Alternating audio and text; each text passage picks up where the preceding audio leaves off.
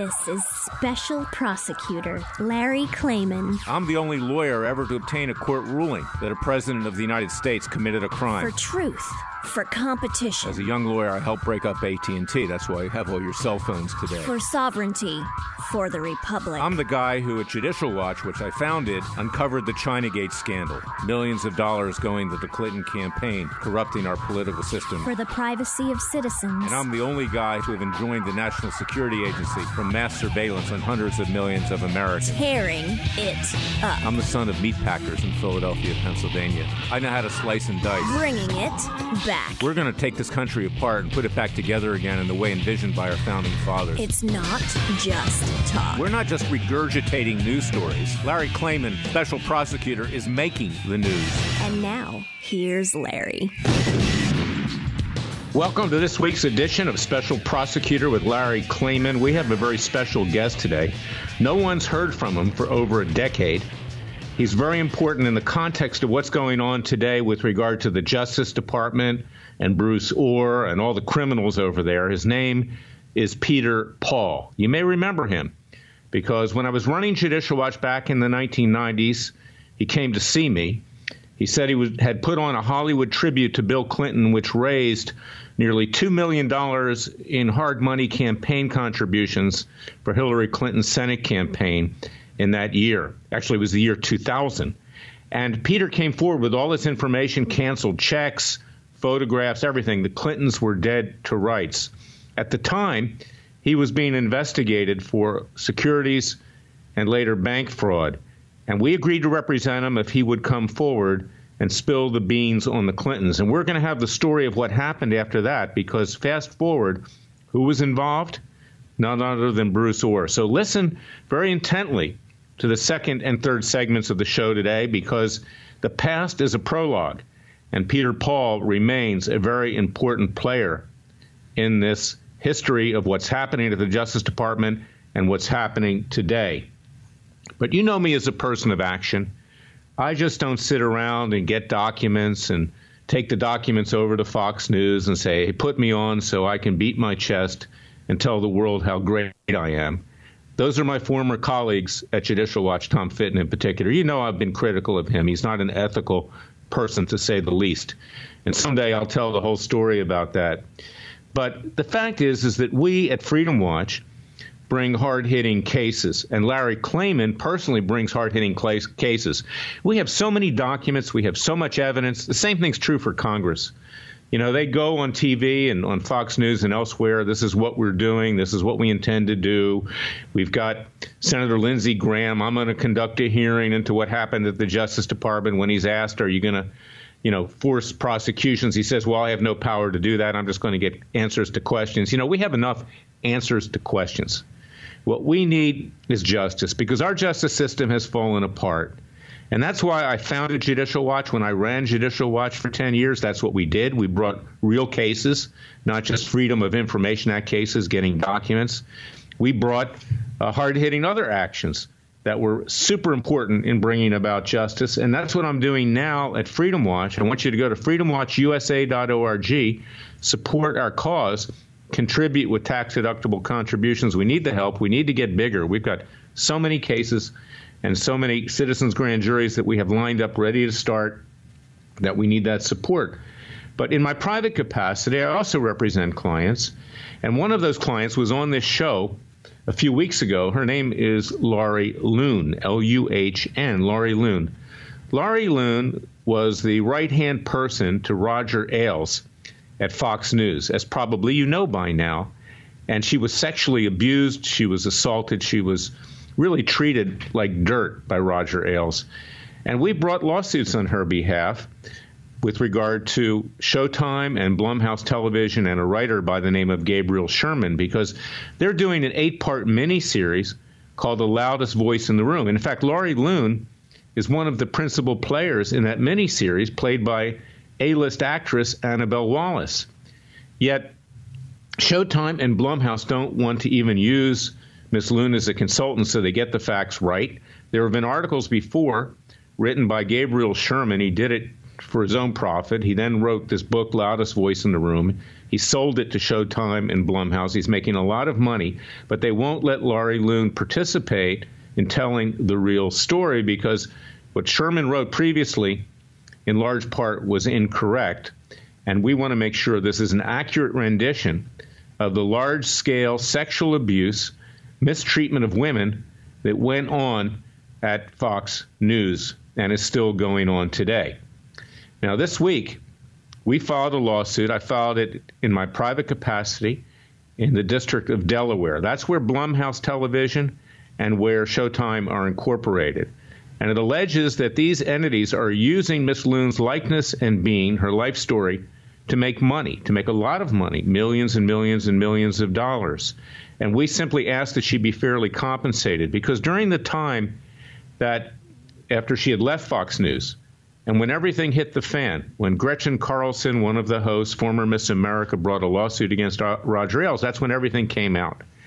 And it was at that time, in particular, that Fox News wanted to cover up this large-scale sexual abuse and harassment. And, of course, Ailes was not the only one. There was Bill O'Reilly. There were others over there that were sexually harassing women. It was being covered up.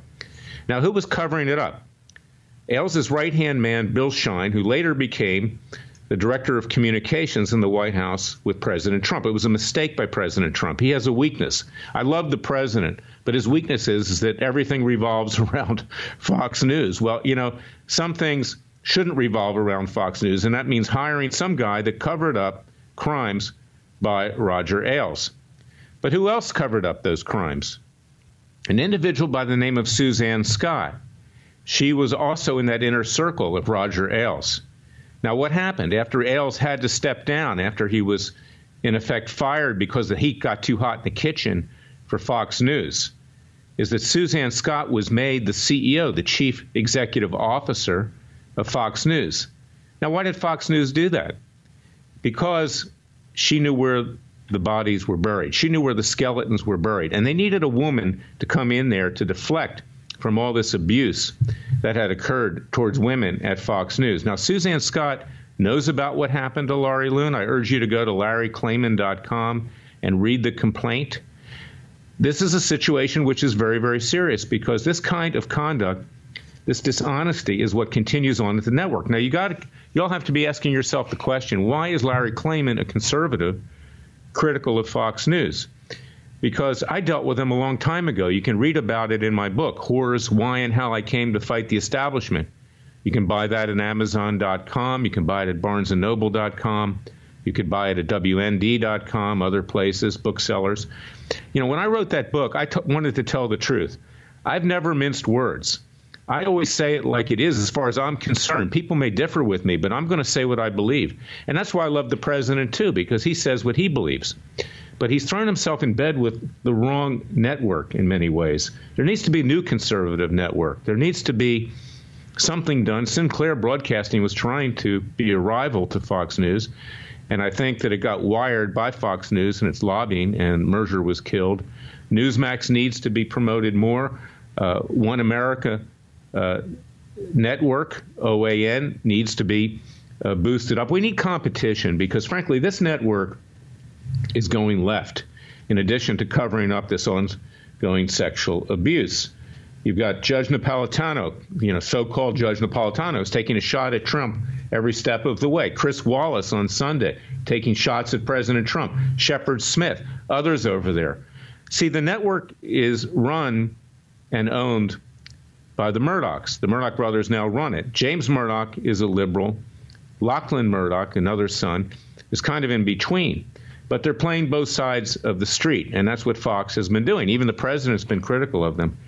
And that's why it's important that you support this show, Radio America's show, Special Prosecutor with Larry Klayman, because we offer an alternative voice. We just don't, tell things that people want to hear. You listen to Hannity each night, and you just hear stuff that makes people feel good. Gee, this is going to happen. You got Jim Jordan on. You got Mark Meadows. You got Sarah Carter with that smile of hers, which, like everything is great, that there's these major scandals. Well, you know what? I don't know what world she lives in, but things are not that great. She's just happy to be on TV. We need action right now. We don't need mincing words. And while Hannity complains about the leftist media It's Freedom Watch that has a leftist media strike force. Either Freedom Watch or Larry Klayman privately for his clients have sued the New York Times, the Washington Post, the Huffington Post, Rolling Stone, Showtime, Blumhouse Television, NBC, a number of different entities. We've sued them for libel. We've sued them for slander. We've sued them for other things. Social media companies. We brought antitrust lawsuit. That's working its way through the courts because of the discrimination against conservatives. You need to support what these people are doing that are putting their neck out. Freedom Watch's clients, my private clients, at least in terms of Freedom Watch's clients, go to freedomwatchusa.org, support our cause with tax-deductible contributions. And we have other clients as well, like Jerry Corsi, who are fighting against this tyranny, who wasn't indicted. I represented him. That was a tremendous victory, but now he's under the gun with regard to Congress. His legal defense fund needs support. So if you can, send contributions to 2020 Pennsylvania Avenue Northwest, Suite 800, Washington, D.C., 2006. That goes to Jerry Corsi's legal defense fund. We've got the Bundys. That's www.cliveandbundydefensefund.org, www.cliveandbundydefensefund.org. That needs your support, and we're on the verge of the major victory there because the Ninth Circuit's going to open up the record, and we'll be able to take the testimony, we believe, of a whistleblower that said there was a kill list on the heads of the Bundys. That should end that appeal by the government. Let the Bundys go off and live their lives and be the great heroes that they are. These are the kinds of things that Larry Klayman is doing. I'm not just going out there and playing cards with a bunch of documents. I'm putting money on the table here to get justice for this country. And that's why we need your strong support at Freedom Watch, and that's why my private clients need your strong support. We're going to be back shortly with Peter Paul, because this tells a story as well as to what's been happening over the last many years with regard to the lack of justice in this country and why you need a special prosecutor with Larry Klayman to bring it back. I'll be right back with Peter Paul.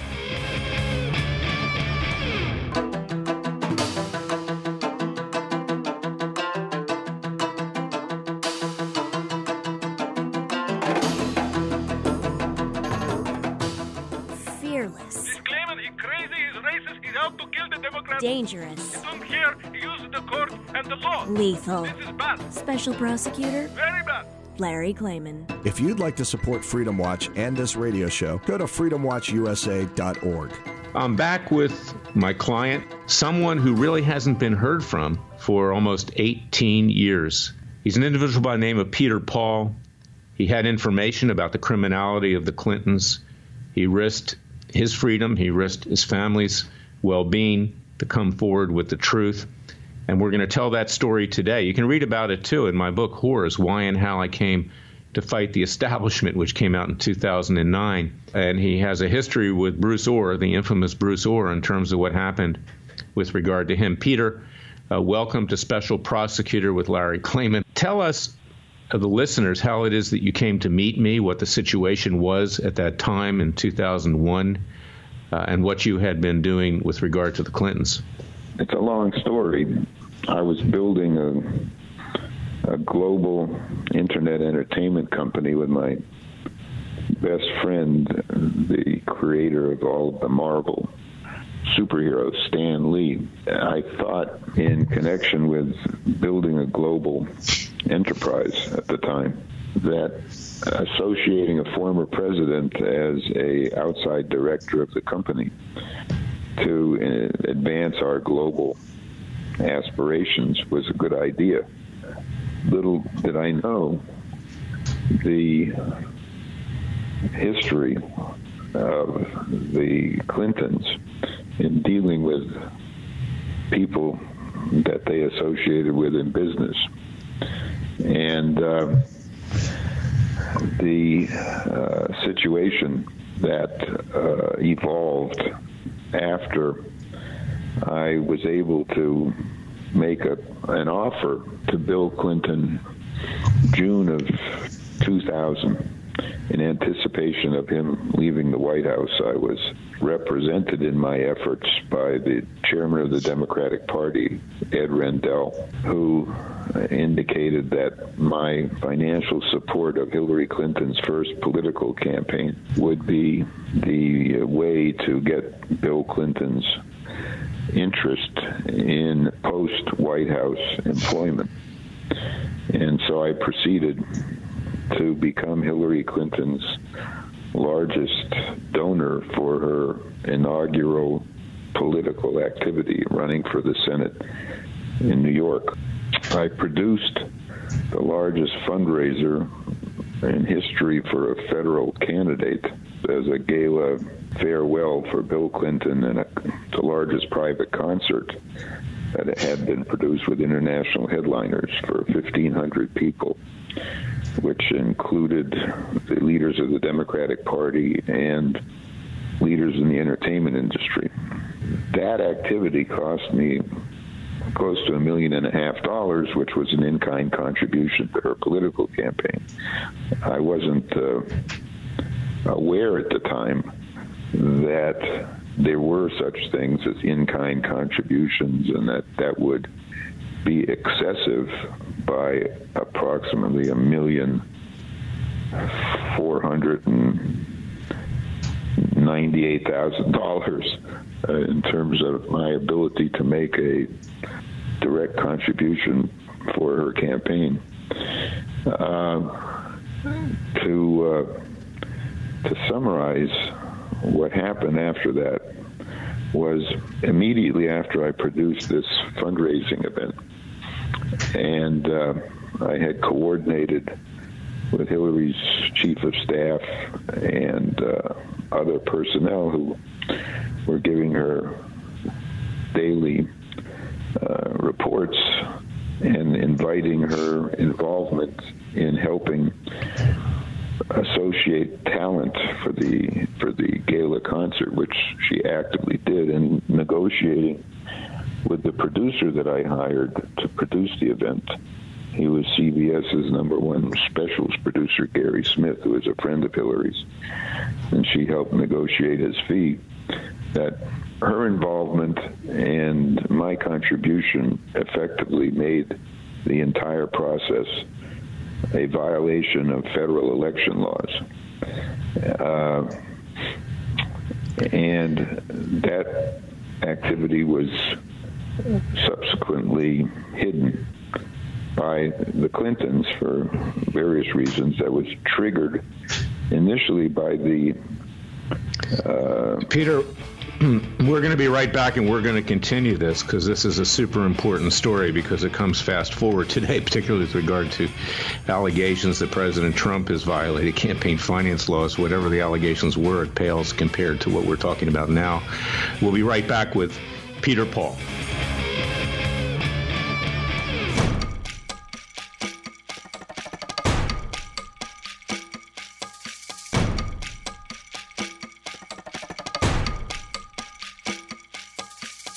And now, 4 words that make corrupt politicians make wee-wee in their little pants. Transparency and the rule of law will be the touchstones of this presidency. But we have to pass the bill so that you can find out what is in it. Special Prosecutor Larry Klayman. Be the one who makes our country great again. Go to freedomwatchusa.org and donate. We're back with Peter Paul. Peter, continue on with this story because this is very important for the American people to understand. You understand the Clintons better than anybody else. In fact, when you came forward, you had photographs and checks and everything else. Explain how it is you came to see me at Judicial Watch at the time over all of this and why. Well,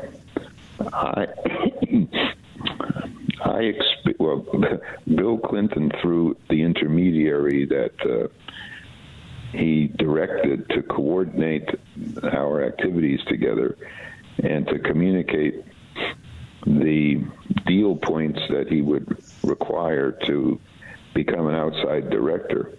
He appointed a fellow out of Chicago named James Levin, who I subsequently learned is the father of the modern lap dance. He had a gentleman's club in Chicago, and that's apparently what endeared him to Clinton.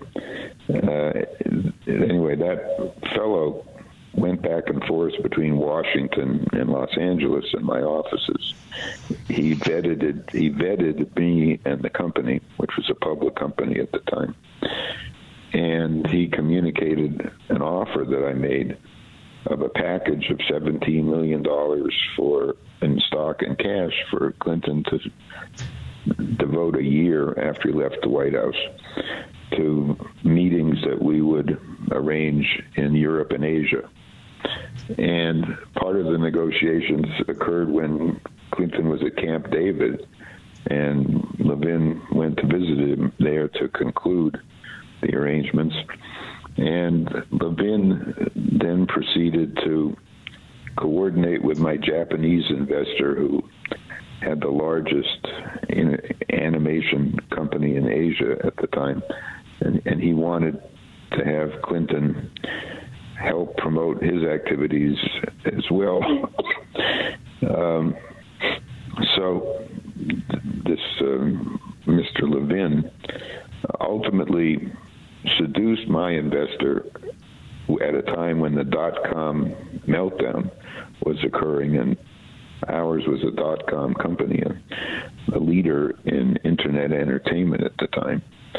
And Levin made a secret trip to Japan on Clinton's behalf to induce my investor to go into business with Clinton and Levin directly, which was something that Larry discovered in research that was subsequently done that showed a few days after Hillary's election, they actually formed a joint venture in Chicago that diverted the investment commitment that the Japanese investor made in the company, which would contributed to the cash issues that ultimately resulted in the company stopping doing business and ultimately going into Chapter 11. So the involvement of Clinton, rather than becoming an advantage, contributed to the actual collapse of the company. And there came a point in time, Peter, when you got word that you were under investigation by the Justice Department for alleged securities fraud, correct? Well, no. I had been interacting with a fellow that I had worked with years previously in Miami, who worked with the government as a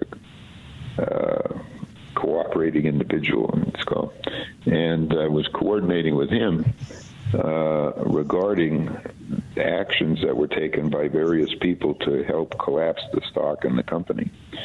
And I went to Brazil when my company collapsed to manage my last major investment, which was the largest English as a second language company in South America based in Brazil. Most people associate going to Brazil with trying to avoid extradition for whatever offense they might commit in the United States. And those people have no knowledge of the fact that Brazil has one of the strongest extradition treaties of any country in the world. It's the only place, in fact, that you can't waive extradition to be able to go home. Your matter has to be adjudicated by the entire Supreme Court of Brazil, which we learned subsequently. Anyway, the point is that I was in Brazil when I realized that the Clintons, in their federal reporting to the Federal Election Commission, misrepresented the cost of the fundraising activities that I was supporting and omitted the fact that I was the biggest donor to her campaign. At that point, I started to panic about the idea that I might be being set up here, so I looked for representation to represent me in what I knew was going to be problematic, with me exposing the fact that the Clintons filed false federal election returns in what became the biggest campaign finance fraud ever in terms of the magnitude of the contribution and the way that it was hidden. I found Larry and Judicial Watch on the internet from Brazil and saw that Larry's commitment to holding the Clintons accountable on a variety of issues made him ideal to approach to represent me in this, which was going to clearly become a major battle with the forces that the Clintons controlled. And so I began communicating with Larry, arranged a meeting in Miami with him, and he vetted all of my allegations. I had videos that nobody else has ever taken of Hillary, an hour-and-a-half luncheon conversation, for example, among other things, which clearly demonstrated I had a special relationship with them, that they would allow me to invade the privacy of a private conversation by taking videotapes, of which I had a number of them. I had letters and checks, and all corroborating the fact that this contribution was not only made by me, but was well known by them, and subsequently was misrepresented in media statements that were made regarding that. And so Larry and Judicial Watch got involved to represent me, and that led to years of litigation. Tell us the involvement of Bruce Ohr, because he's been in the news lately. He obviously was doing the bidding of Hillary Clinton in this Fusion GPS scandal, the Steele dossier, Nellie Ohr, very much of a Clinton partisan. And try to relate it to what happened to you during that period of time with regard to Bruce Ohr. Sure. Yeah, I was, after Larry met with 3 prosecutors from California, New York, and New Jersey to make a proffer of the information that I had regarding both the Clintons and the people responsible for the collapse of my stock and my company. Suddenly, in the middle of negotiating who we would deal with, the U.S. Attorney's Office in the Eastern District of New York, which includes Central Islip, they suddenly indicted me with no notice to the other parties that had been approached by Larry. And as it turns out, the Eastern District, as it's based in Central Islip, is the domain of a fellow named Harold Ickes, whose law firm is the most powerful law firm in that area. Harold Ickes is the fixer that Hillary and Bill Clinton have used historically, and he was a campaign manager for her campaign.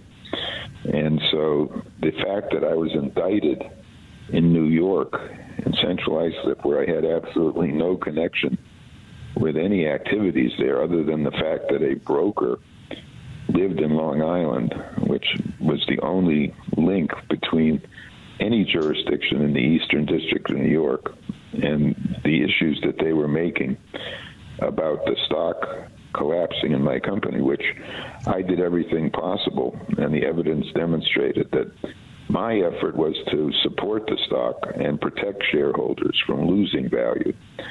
The charge that ultimately was made against me was that I was pumping and dumping, which is a term of art that relates to elevating the price of the stock of a company, and then when you've elevated it, you sell at that price and allow the company, the stock, to collapse. In my case, I bought the stock as it was collapsing to avoid it collapsing. And that in itself is a civil matter. It isn't a 10b-5 stock fraud, which is what I was charged with. Peter, Harold Ickes also, as you know, was Deputy White House Chief of Staff during the Clinton administration. So it's no accident that he had you indicted and Hillary walks off scot-free. But at that point, when we had to confront this indictment and step in to try to defend you, we were involved with Bruce Orr, who was head of the criminal division, criminal crime task force of the Justice Department. And he, in fact, he was only the head of the organized crime strike force.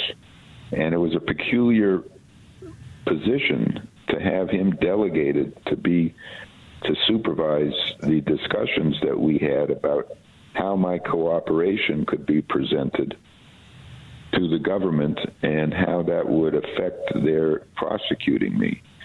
That was in Brazil. We had a visit by the representatives of the Justice Department, who, while we were negotiating a safe way for me to return from Brazil because of threats made against me and my family by a government operative who threatened to kill me after an interview on 2020 demonstrated my decision to go forward to expose the Clinton corruption.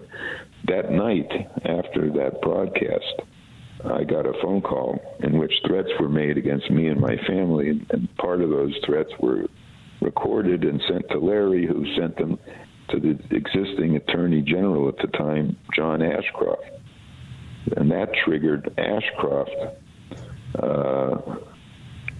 getting I suppose Bruce Orr, who was the head of organized crime, the task force, because the operative that threatened me was connected with the FBI, who was involved in organized crime prosecutions. And that brought Bruce Orr directly into it. And I think, Larry, didn't he come to Brazil to interview me? Among the people that came. That's correct. And you know, we had, I think, 2 or 3 trips to Brazil. They interviewed you while you were in this dungeon in Sao Paulo, Brazil, a prison, Brazilian prison. I was trying to get to, while you were negotiating with Ashcroft and the Chertoff, who was the assistant attorney general, who subsequently became the head of Homeland Security over our objection. If you remember in the Senate confirmation hearing, but Chertoff then delegated Orr, and Orr was then responsible for our discussions on how I could cooperate. Rather than allow me to return to the United States with certain safeguards in place, they had me detained in Brazil with the full knowledge. We're going to come right back with our next segment, Peter, and pick this up, because this is a super important part of what you're talking about. We'll be right back.